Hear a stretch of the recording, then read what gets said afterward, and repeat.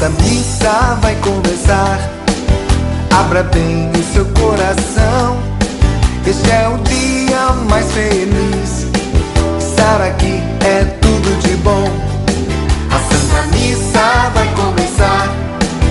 Abra bem o seu coração. Este é o dia mais feliz. Estar aqui é tudo de bom. Então nós gostaríamos de convidar a todos para participar de mais um evento na nossa comunidade, que é a primeira Eucaristia. Então esse momento é muito especial para a comunidade, para as famílias desses catequizandos. Então vai estar acontecendo dia 2 de maio, às 7 horas da noite, ou seja, às 19 horas, e a gente convida a todos para participarem conosco. Nós também teremos o nosso grande encontrão, será sábado, dia 1º, também aqui na comunidade, onde também você é convidado.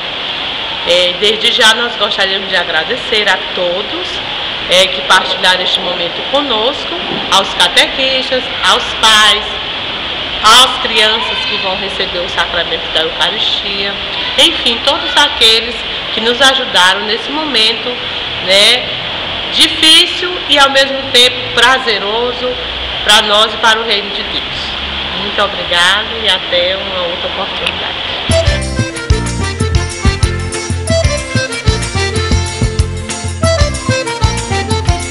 Nas horas de Deus, amém.